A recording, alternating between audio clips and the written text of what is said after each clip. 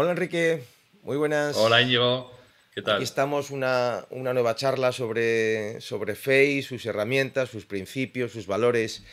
Hoy para hablar sobre un tema que por desgracia está, yo creo que muy lejano a la idea, a la conciencia, al planteamiento, a la aproximación de la mayor parte de profesionales en consulta. Y es la escucha y la atención a sus pacientes, ¿no? Y yo me imagino que todo el mundo dirá, no, no, si yo escucho a mis pacientes, ¿sí? Pero estamos hablando de otra escucha, ¿verdad, Enrique? Hablamos de otra escucha distinta, ¿no? Claro, yo creo que se da por hecho que todos comunicamos bien, se da por hecho que todos escuchamos bien, pero eso no tiene por qué ser así. Y es verdad que en la formación, en la carrera de fisioterapia, se nos dan muchos contenidos y mucha información, pero nadie hace énfasis en realmente qué capacidades tenemos que tener como fisioterapeutas para poder llevar a cabo un tratamiento. Y por suerte, a día de hoy, cada vez se le da más importancia a lo que ahora se viene a llamar factores contextuales. Es decir, yo creo que la fisioterapia está tomando conciencia de que el diagnóstico correcto es muy importante, la aplicación de las técnicas son muy importantes, pero hay algo más importante, transversal, que es qué relación estableces con el paciente. Y la relación efectivamente viene mediada por la capacidad de escucha del fisioterapeuta. Y ahí, pues la psicología lo que describe es que hay distintos niveles de escucha. Tú puedes escuchar simplemente lo que la persona de manera verbal te está diciendo y nada más, eso es muy sencillo. De hecho, tú puedes estar, ¿cuántas veces estamos hablando con alguien y tú le puedes seguir la conversación básicamente de qué está hablando? De vez en cuando le haces un feedback, ajá, y ya está, pero tú estás en otro. ¿Estás escuchando? Sí, escuchas, no tienes los oídos tapados, pero realmente te está llegando muy poco de la otra persona. Cuando ya hacemos un nivel segundo de profundidad y además de escuchar lo que está diciendo, bueno, ya contactas visualmente con la persona e integras la comunicación no verbal, bueno, pues ya te está llegando mucha más información. Pero hay un tercer nivel, que es como una de profundidad, que es lo que llamamos escucha completa, en que tú estás totalmente abierto y con una máxima empatía a lo que el paciente está comunicando. No solo lo que dice, que ya sabemos que lo que dice verbalmente es como, no sé, el 10% de la comunicación, pero el otro 90% comunica por otras vías, y para eso lo que tenemos que estar es absolutamente abiertos. Y de hecho, ahora se está también trabajando mucho en el tema de la conexión cardíaca. Y ya se sabe que en determinadas circunstancias los ritmos cardíacos de dos personas que están hablando cara a cara se sincronizan. Y eso, evidentemente, viene mediado porque hay una escucha y hay una atención empática.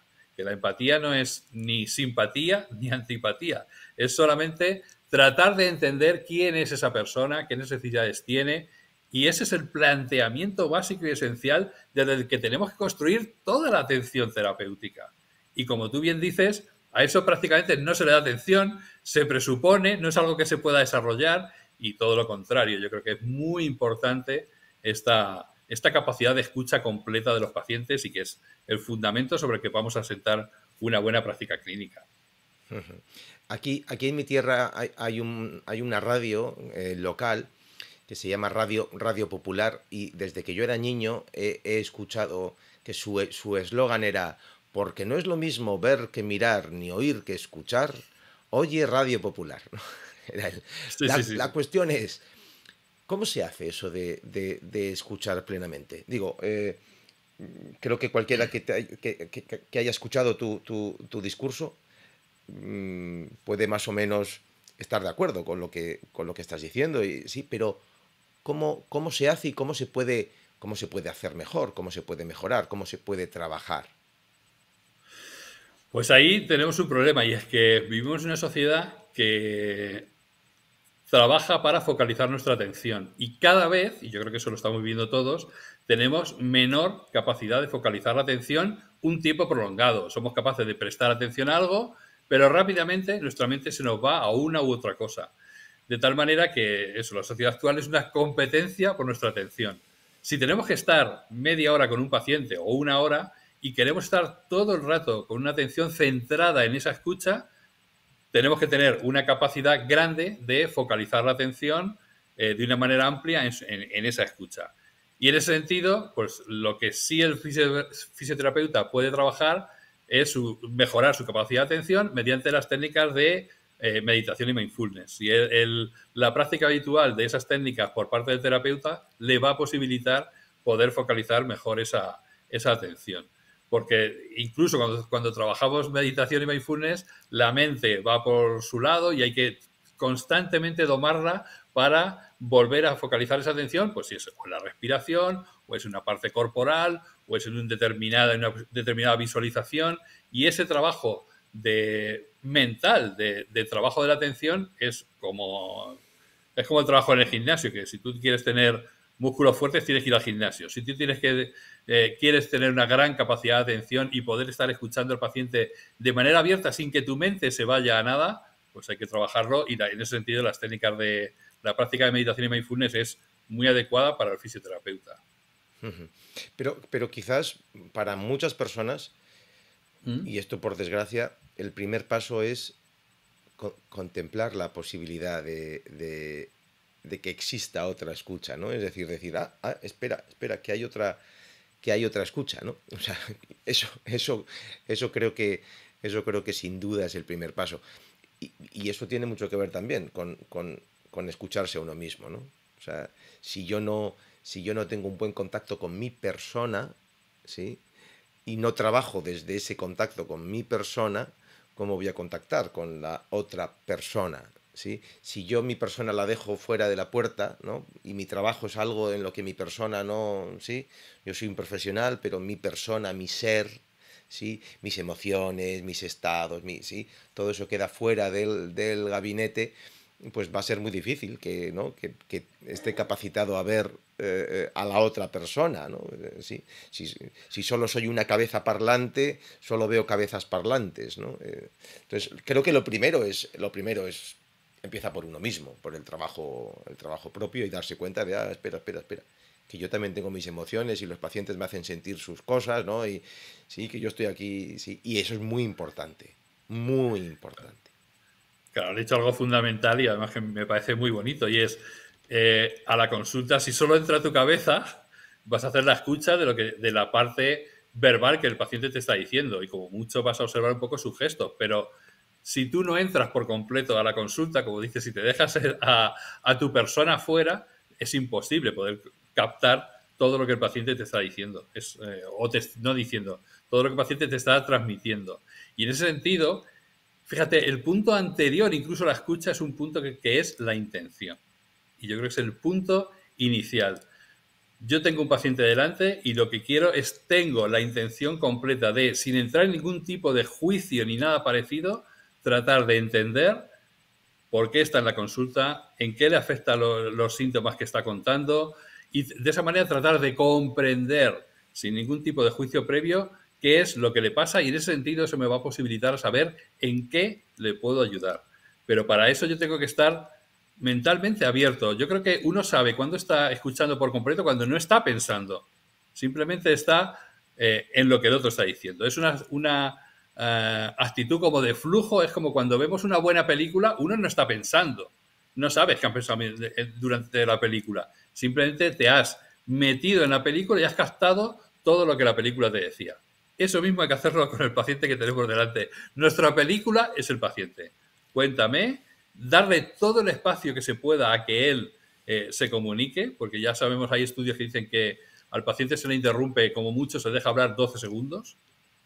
Ya nosotros dirigimos rápidamente la conversación hacia donde queremos, y eso es un error absoluto, porque ¿cuántas veces, y eso seguro, Íñigo, que tienes esa experiencia, el paciente te ha dado la clave del tratamiento cuando se ha puesto a hablar de otra cosa que no tenía nada que ver y te ha hecho entender una clave que te permite comprender todo el cuadro clínico cuando está hablando de otra cosa? Dime si eso no te ha pasado en consulta muchas Bueno, veces. no solo es que pase, sino que si además tú dejas ese espacio y esa puerta, ¿sí? Solo tienes que poner un pequeño anzuelito para que el paciente te hable sobre las verdaderas causas. Y sus verdaderas causas casi siempre están en su vida, en su relación de pareja, familiar, en su estrés, en su trabajo, sus verdaderas causas en última instancia siempre van a estar por ahí.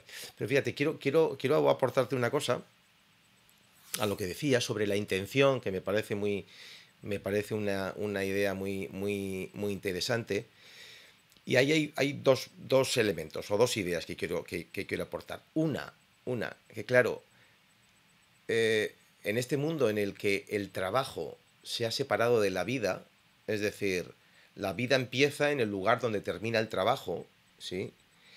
Es muy difícil entrar al trabajo completo, ¿no? Porque ¿sí? Mi yo se queda fuera esperando a que vuelva la vida, ¿no? ¿Sí? Ese es el primer error, no de la fisioterapia, del mundo en general, ¿no? Entonces, yo abogo porque el trabajo y la vida, que también es peligroso, ¿no? Pero que el trabajo y la vida no estén tan separados, no haya esas fronteras, ¿no? De aquí empieza el suplicio, aquí empieza el, ¿no? Y lo segundo, con respecto a la intención, es que a mí me enseñó una gran maestra hace muchos años que uno tiene que ser consciente de esta persona me cae bien. Es decir, y además eso es rapidito, eso sucede rapidito, ¿sí? Me refiero, en cerca de 10 segundos ya tienes un pam de me cae bien o me cae mal, ¿sí? Entonces, si tengo delante una persona que me cae mal, lo que yo trato de hacer es buscar algo que me guste. Urgentemente tengo que buscar algo que me guste de esa persona. Urgentemente. Dentro de lo malo, tengo que buscar la parte buena. O sea, porque claro, como yo tengo mi propio carácter, sí, me llama mucho sus cosas malas porque son justo las que a mí me escuecen, ¿no? Vale, bien, tiene este trozo de mierda aquí, pero a ver, tengo que buscar lo bueno. Tengo que buscar algo que me genere deseo de escucharle y de ayudarle. Porque si me sigue cayendo mal, ¿por qué cojones le voy a escuchar y le voy a querer ayudar? ¿Solo porque soy un profesional? Va a ser una escucha vacía y una ayuda vacía, ¿sí? Entonces, yo siempre recuerdo aquella enseñanza de mi maestra y si veo que una persona no... Busco algo en su gesto, en su cara, en su voz, lo que sea, algo que me guste y me genere esa intención, ese deseo, ese deseo verdadero de escucharle y de ayudarle, ¿no? Y añadiría que una estrategia muy compatible con esto, con lo que acabas de contar, es tratar de vaciar nuestro ego lo máximo posible. Es decir, tratar de nuestras expectativas, nuestras ideas, porque cuando alguien nos cae mal es porque no confluye con nosotros. En la medida de lo posible, dentro de la consulta, nosotros no somos nosotros. Somos un ser que lo que intenta es acoger al que tiene delante e intentarle ayudar de la mejor manera posible. Con esto no estoy diciendo que sea fácil ni sencillo, que no lo es, pero en la medida de lo posible hay que vaciarse lo máximo y no tener como expectativas previas, y cuantas menos cosas yo sea, menos voy a confrontar al paciente, sea él como sea. Repito que eso no es fácil hacerlo, pero en la medida de lo posible es un momento especialmente importante de vaciarse de uno mismo precisamente para no tener que confrontar nada. No es en absoluto fácil, no es en absoluto sencillo, pero ahora mismo, yo que tengo una clínica y tengo 10 profesionales trabajando aquí, si tuviera una varita mágica y pudiera dotarles de esa capacidad de escucha, sí, y que subieran 3 puntos en su capacidad de escucha plena, o pudiera darles con la varita y mejorar 3 puntos su capacidad de sí, técnica en las maniobras y sin duda alguna, por favor, quiero más calidad de escucha. Para mí es más importante a nivel terapéutico que las técnicas, es mucho más importante. Por eso está presente en FEI. Claro, y es que, fíjate, hasta comercialmente, si lo queremos ver así, un paciente va a volver a tu consulta mucho más porque sea capaz, porque vea en su fisioterapeuta a alguien que le escucha, le acoge, le entiende y, como tú dices, le puede modular en algún momento, hacer una pregunta relevante, que eso también es súper importante, que porque técnicamente tenga tal medio o tal aparato que ha costado muchísimo dinero o es especialista en hacer no sé qué técnica, que está muy bien, pero el paciente no va a volver por eso, va a volver muchísimo más por lo otro. Porque además, como tú bien dices, es más generador de éxito terapéutico la capacidad de escucha que cualquier instrumento que tengamos dentro de la consulta. Vamos a ver, Enrique, tú no has oído nunca decir eso de... Está con el doctor Martínez. Es muy buen médico, ¿verdad? ¿Qué cojones sabe esa señora si el doctor Martínez es buen médico. No tiene ni puta idea de si es buen médico o no es buen médico. No tiene ni puta idea de cuántos másters ha hecho, de cuántos estudios tiene, de cuántos artículos científicos ha leído. La señora no tiene ni puta idea. ¿Qué es lo que hace que la señora diga que es buen médico? Que le ha escuchado. Que ha sentido que contactaba con ella. Es la única vara de medir que tiene la persona. La persona no tiene idea. Y sin embargo todo el mundo dice, este es buen médico, este es buen médico, este es buen médico y este es buen médico. ¿Quién es buen médico? ¿Sí? ¿Quién Bueno, es buen médico? eso explica una cosa y es cuando un fisioterapeuta monta una consulta y en la calle enfrente hay un masajista que tiene el doble de clientes que él, ¿cómo puede ser? Yo soy la leche, he hecho 4 años de carrera, tengo un máster no sé qué, pero el masajista que hay ahí, que solo hace masaje, ¿cómo puede ser que trate a tanta gente? Eso, esa capacidad que tienen las personas, los profesionales, que no tienen esta formación académica y son conscientes de ello, lo que hacen es llevar al máximo sus capacidades personales, que además son las que le han llevado a ser terapeuta. Esa iba a decir necesidad o esa pasión por ayudar a los otros, incluso sin mucho conocimiento, toda esa parte que van a volcar en escuchar al paciente, tratarlo bien, confortarlo, es lo que va a generar su éxito terapéutico, pese a sus limitaciones en cuanto a conocimiento. Y esa es lo que muchas veces eso, oímos como esa rabia, ¿no? Que como profesionales a veces les da ciertos fisioterapeutas, bueno, ellos ganan por otro lado, pero ganan, o sea, al final el éxito terapéutico lo consiguen. ¿Cómo lo hacen? Bueno, pues basado en este tipo de factores, que tienen mucho más claro que tienen que desarrollar. Bueno, pues dicho esto, y si no, no sé si quieres cerrar con algo más, yo cerraría con la idea de que Fey precisamente es una puerta a este paradigma, ¿no? Más allá de las técnicas, más allá de los conocimientos concretos, más allá de...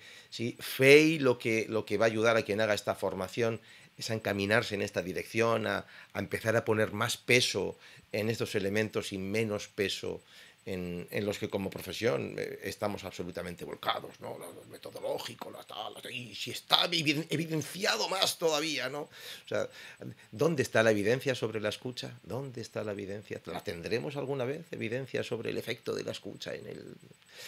Pero bueno, esta es la propuesta de Fey, ¿no? Esta es la base de la propuesta de Fey. Sí, la base de que la relación terapéutica es el elemento transversal sobre el que luego vamos a construir el resto, pero que si ese no funciona, ya podemos ser... ¿Y cuántas veces hay profesionales que tienen muchísimos conocimientos, pero que realmente luego no tienen éxito con sus pacientes? Pues porque no les llegan, porque no comunican con ellos, no escuchan, no son empáticos y ahí tiene una limitación de base muy importante. Entonces, en ese sentido, en fisioterapia energética integrativa consideramos que esta es una base fundamental que además hay que trabajar, que hay que desarrollar y que no tenemos que dar por supuesta que ya nacemos con ella, sino que se puede mejorar y en ese sentido es una parte fundamental para disfrutar más como terapeutas y a la vez para tener mejores resultados con el paciente, que al final cuadra todo.